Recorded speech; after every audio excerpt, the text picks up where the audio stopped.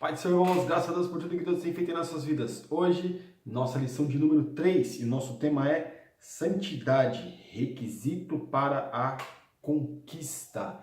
Nessa lição, nós vamos ver como Deus estava preparando o povo de Israel acerca da pureza espiritual, da pureza carnal, da pureza em todos os aspectos, para que eles pudessem entrar na terra prometida. Então, Deus falando já tinha deixado a Moisés tudo aquilo que o povo deveria fazer para poder entrar na Terra Prometida. Quais eram os requisitos que o povo deveria seguir, que o povo deveria aplicar para que deveria ter pureza? Na alma, pureza espiritual, pureza na vida, no cotidiano, acerca das doenças. Então, aqui no nosso texto do dia, que está em Levítico 22:32, diz assim: E não profanareis o meu santo nome, para que eu seja santificado no meio dos filhos de Israel. Eu sou o Senhor que vos santifico. Ou seja, não falar mal de Deus, não fazer menção de Deus de uma forma desordenada, mas sim ensinar aquelas novas gerações que Deus ele é santo, ele é poderoso, ele merece e ele exige todo o respeito. Então, na hora de falar de Deus, tem que falar de Deus com respeito e sabendo a hora apropriada de mencionar o nome de Deus. A nossa síntese: a busca pela santidade é o requisito primordial para a preservação da salvação. Irmãos, nós vamos ver nessa lição que nós vamos ser santos, irrepreensíveis, sem pecado, sem nenhuma situação, nunca mais vamos cometer nenhum delito, não é isso. Mas tem pecados que a gente sabe que cometemos planejando, mas tem situações corriqueiras do dia a dia que acontece.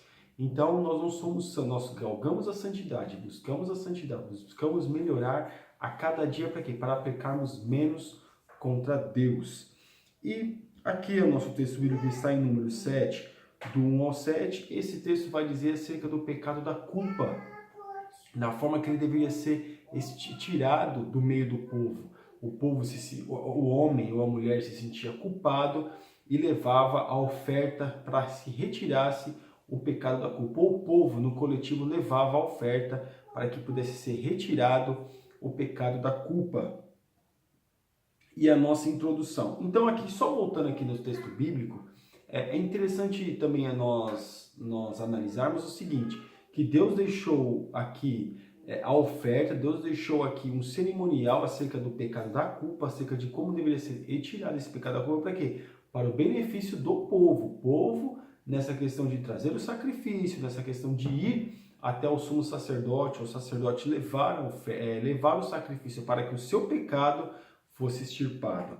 E aqui na nossa introdução, Paulo disse que não se aborrecia em fazer as mesmas advertências porque era segurança para os crentes. O Senhor, igualmente no deserto do Sinai, depois de algumas providências administrativas, também repetiu várias leis. Então nós vemos que as leis foram repetidas, principalmente no livro do Deuteronômio. Nós vamos ver que é um resumo de toda a peregrinação do povo. Deus falando a Moisés escrevendo no livro do Deuteronômio, repetindo tudo aquilo que o povo deveria fazer.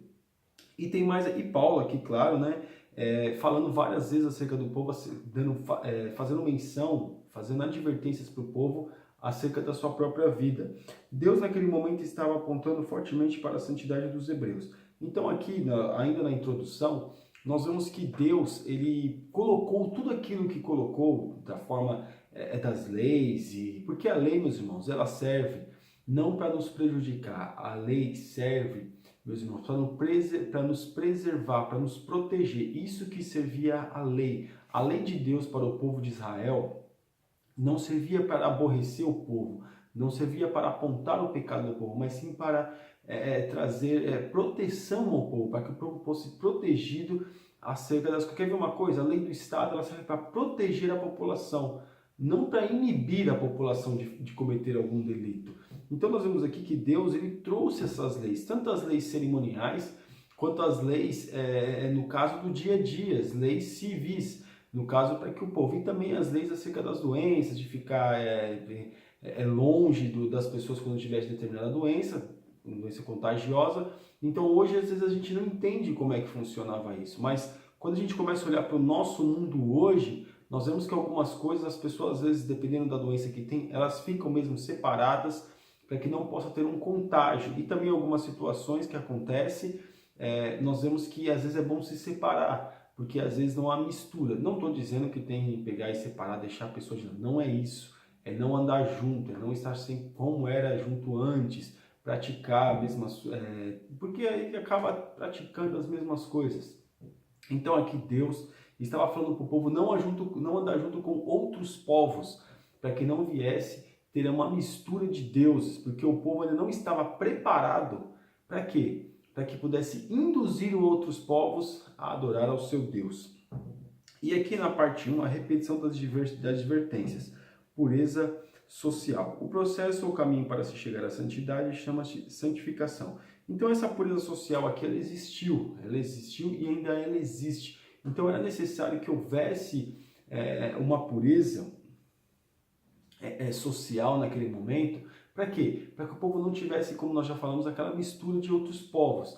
Então Deus estava dizendo que eles não estavam preparados ainda para comungar, para andar com outros povos, porque ainda não estavam ainda totalmente libertos acerca das coisas do Egito. E aqui tem mais aqui, dessa forma os que se apresentavam um tipo de contaminação biológica deveriam ser apartados do povo até que ficassem purificados. Aqui também vai falar acerca das pessoas que ficavam leprosas, das mulheres que tinham fluxo, né? E a gente sabe que muitas doenças contagiosas se passam pelo sangue. Hoje nós não precisa uma mulher ficar longe por esse fato, porque nós temos vários mecanismos hoje que conseguem, vamos dizer assim, não fazer com que venha ter algum contágio. Mas naquela época não existia esse tipo de coisa. Então a forma que eles usaram, a forma que Deus viu melhor foi deixar as mulheres separadas quando houvesse fluxo. Por isso que tinha a mulher que tivesse fluxo contínuo, como aquela mulher que tocou em Jesus, nós vemos que ali ela ficava sempre fora, mas normalmente a mulher ficava fora e quando voltava, passava pela purificação e voltava ao convívio. Um leproso não, o leproso tinha que ficar fora e até se ele chegasse a ser curado, né, o sacerdote averiguar se realmente estava curado. Por quê? Para não haver um contágio, né? Porque eles tinham muito medo de ter um contágio e toda a população ficar dessa forma. Então, por isso que deveria haver a pureza social. Pureza nos relacionamentos. O Espírito do Senhor tratou a respeito da pureza no casamento. Então, meus irmãos, praticamente uma palhinha acerca da pureza social. Porque aqui também vai falar dos relacionamentos.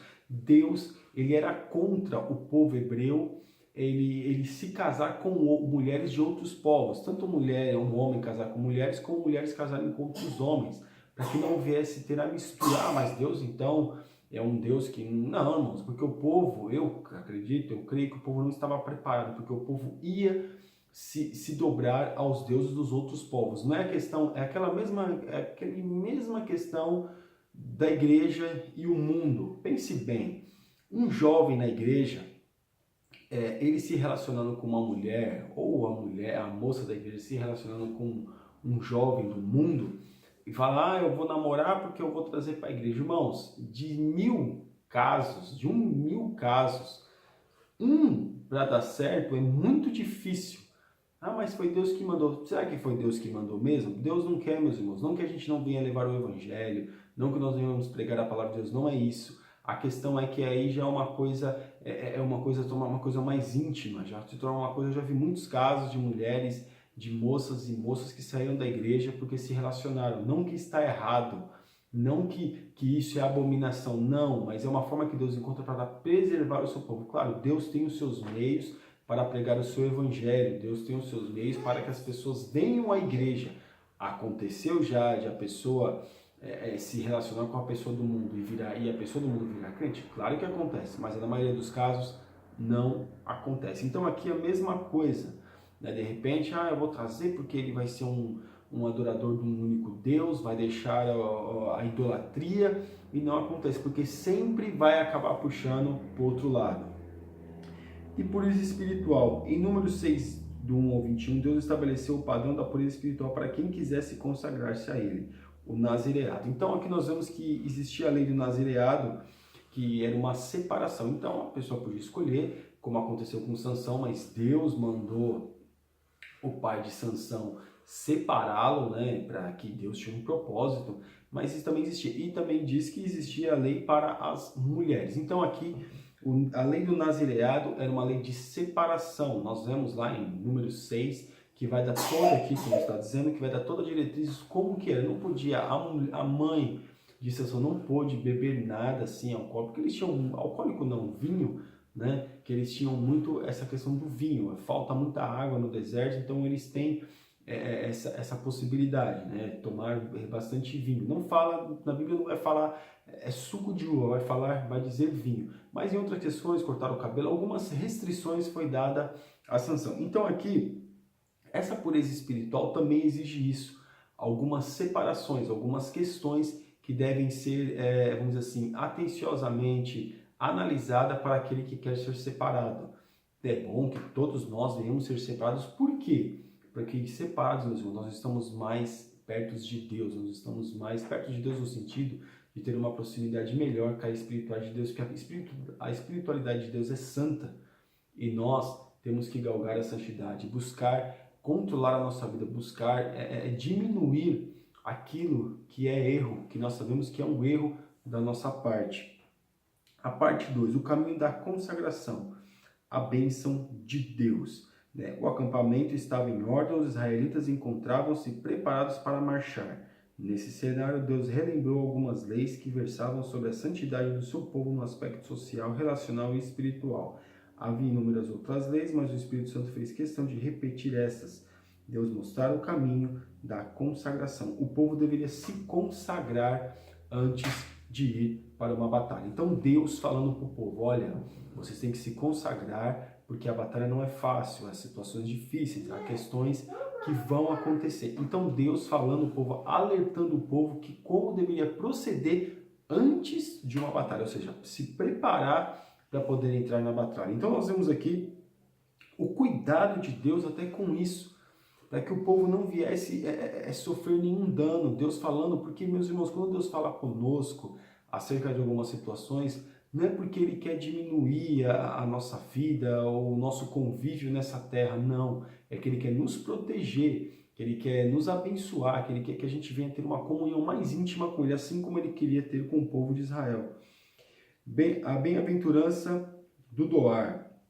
Os 88 primeiros versículos do número 7 informam uma longa lista de ofertas trazidas em 12 cultos, mencionado um dia que cada um dos principais, que os príncipes das tribos deveria apresentar. Eles eram iguais, mas Deus que não esquece de trabalho das mãos dos seus servos. Então, eles eram muito bons acerca das ofertas. Então, aqui nós vemos aqui 88 primeiros versículos do número 7, informa a longa história das ofertas trazidas. Ou seja, eles eram, quando nós vemos que quando Moisés foi levantar o tabernáculo, trouxeram tanta oferta para Moisés que Moisés teve que falar, olha, falar para o povo parar que já é o suficiente. Então, as ofertas, a bem-aventurança em doar, nós temos que ter esse coração doador, né? Assim como o povo lá, o povo hebreu, tinha esse coração doador, até doador demais, porque quando fez o bezerro de ouro, doou tudo que tinha, uma tribo só que guardou, foi a tribo que estava com Josué, e aí toda aquela outra tribo, as outras tribos todas deram tudo que tinham, fizeram o bezerro de ouro, Moisés desceu do monte, destruiu o bezerro e tudo aquilo que eles tinham investido foi embora. Mas aqui, doar para Deus, doar em benefício das coisas de Deus, doar em benefício das coisas do reino de Deus. Então, tem que ter esse coração doador. E o povo hebreu tinha muito disso, eles conseguiam, ainda que eles não tinham entrado na terra prometida, ainda tinha este sentimento. Parte 3. Obediência no chamado. Concluída a ordem divina, vieram os levitas para exercerem o seu ministério na tenda da congregação perante Arão e perante os seus filhos, como o Senhor ordenara a Moisés. Então, essa obediência ao chamado aqui que nós vemos que concluída a ordem divina, que ordem foi essa? De fazer o tabernáculo, de fazer as leis cerimoniais, para que o culto fosse estabelecido no meio do povo. Então, Deus deu a eles a oportunidade de se relacionarem com Deus aqui na terra, assim como nós temos nos dias de hoje. Nós temos a possibilidade de nos relacionarmos com Deus que está no céu, aqui nessa terra, morando nessa terra, vivendo nessa terra, sendo pecadores, sendo homens que muitas vezes temos limitações, temos dificuldades e nós conseguimos nos relacionar com Deus. Aqui tem ainda mais. como o Senhor ordenou a Moisés, acerca dos levitas, assim eles fizeram. Os levitas não podiam estar diante do povo pelas suas próprias justiças, mas somente após terem os pecados cobertos pelo sangue da expiação de um animal. Então, antes de os levitas irem até o povo, levarem o pecado do povo, levarem a oferta do povo, eles deveriam se consagrar e se abster, ou seja, deveria se preparar para estar diante de Deus, para que pudesse ser levado o pecado do povo, para que pudesse interceder, uma certa intercessão pelo povo. Então, meus irmãos, tudo isso que Deus faz, todo esse cerimonial que Deus deu até para os levitas, porque para os levitas era mais rígido, para aqueles que, para o sumo sacerdote era mais rígido, para o sacerdote era mais rígido, para os levitas era mais rígido. Então nós vemos que para aqueles que levavam, aqueles que estão lutando pelo povo, é mais rígido, a coisa é mais rígida, principalmente a vida espiritual, porque é um reino que nós não vemos. Nós estamos estudando batalha espiritual na lição dos adultos e nós estamos vivendo bem isso, que para lutar não é fácil. Para lutar nós temos que saber com quem nós estamos lutando, né? Porque só Deus sabe, mas a gente tem que buscar Deus, falar com Deus, para também a gente tem que ter consciência, a gente tem que ter raciocínio acerca dessas coisas. E a parte 3, comunhão no deserto. Tempo de comunhão. Os filhos de Israel estavam no deserto do Sinai, o censo já havia feito, e o lugar de cada tribo no acampamento já havia sido determinado. Deus fez tudo e agora, depois levantou o tabernáculo, depois começou os cultos, e nós vemos o Deus Todo-Poderoso se manifestando no deserto para que o povo pudesse abençoá-lo. Veja, sempre Deus se manifestando, sempre Deus dando a possibilidade, a oportunidade para o povo, para que o povo possa se relacionar com Ele. Deus quer se relacionar com o seu povo. Então, foi um tempo de comunhão. Viveram tempos bons no deserto, o povo, mas também viveram tempos muito ruins. E o parte 2, exigência divina. É aquilo que nós já estamos falando, meus irmãos. Deus exigia respeito com as suas leis, com as suas determinações, com as suas diretrizes. Deus exigia que o povo colocasse em prática tudo aquilo que ele deixou, tanto nas leis cerimoniais, como nas leis do dia a dia, como em todos os aspectos. Deus queria que o povo observasse as suas leis. Por quê? Porque era uma exigência de Deus. Se Deus colocou a lei é porque Ele quer que seja obedecida. O mundo não obedece às leis de Deus, acha que tudo é uma balela, que tudo questiona. Será que foi Deus mesmo? Ou você acha, meus irmãos, que naquela época as pessoas quantas vezes questionaram Moisés acerca, será que Deus está falando com ele mesmo? Será que Deus fala através desse homem? Será que Deus, ele age, será que esse homem é boca de Deus? Será que esse homem está sendo direcionado por Deus? Da mesma forma que fizeram os questionamentos lá há quantos mil anos atrás, hoje será que também não fazem? Por isso o povo quer fugir da responsabilidade da lei que Deus deixou, falando que a lei não existe, falando que Deus não é assim, falando que não é tão rígido assim, quando, no entanto, as coisas de Deus são rígidas, são santas, são perfeitas, são agradáveis para quem? Para aqueles que a obedecem. E aqui a nossa parte 3, a igualdade dos adoradores. Quando os hebreus saíram do Egito, veio também uma multidão de pessoas gentias com eles. Então, meus irmãos, não foi só hebreus, eu tenho até um comentário que eu faço acerca da saída do deserto, do povo da saída do deserto no sentido da Terra Prometida, que eles atravessaram o Mar Vermelho, que fala exatamente disso. Foram muitas nações, alguns vão dizer que foi 60 povos que saíram do Egito juntamente com os hebreus, porque não eram só os hebreus que eram escravos dos egípcios, existiam outros povos. E ainda alguns vão dizer que existiam os ciganos, que é um dos povos mais antigos do mundo. Então nós vemos aqui que esse povo saiu juntamente para adorar com os hebreus. Então esse povo que Deus chamou o povo hebreu, e através do povo hebreu Deus estava abençoando outros povos, mas quando a gente fala de mistura, é mistura com as outras nações, porque esses povos aqui também não tinham uma nação definida. Então eles já estavam entrando na nação dos hebreus. Claro, depois muitos morreram, ficaram seus filhos, mas eles estavam entrando na nação dos hebreus. Agora eles seriam os hebreus, seriam agora o Israel. né, mais à frente, seria colocado como o povo, como o país de Israel. Então aqui nós vemos que, mas Deus tratou todos iguais. Deus queria que aquele povo, mas não é hebreu, mas é cigano. E Abraão também não era hebreu, né? Nós vemos que Abraão não era hebreu.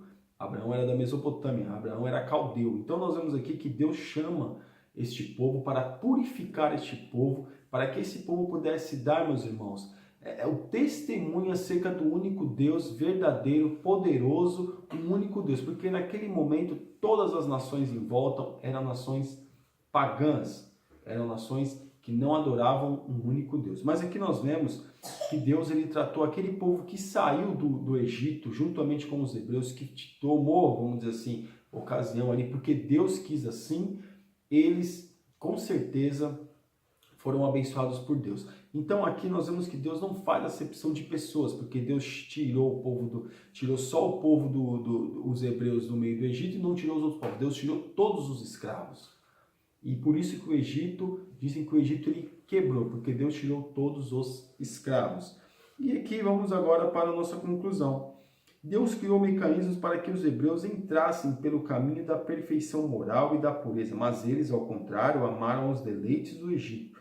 Se a busca pela santidade tivesse se tornado a coisa mais importante para eles, o fim da história para os que atravessaram o Mar Vermelho seria diferente. Com isso, é pertinente inquirir o que é mais vantajoso, viver em santidade ou em constante anelo pelos desejos carnais. É exatamente isso. Eles estavam querendo viver, mas não viver em santidade, mas sim viver pelos anelos carnais, pelo desejo do Egito, pelo desejo de voltar ao Egito, pelo desejo das coisas do Egito, sendo no entanto que Deus estava levando eles à terra prometida. Vamos pensar bem nisso, meus irmãos. E quando Deus faz algo na nossa vida, não é para nos prejudicar, mas sim para nos abençoar. Quando Deus nos direciona. Amém? Que Deus abençoe os irmãos, em nome de Jesus. Você ainda que não é assinante do nosso canal, está convidadíssimo a assinar. Que Deus te abençoe.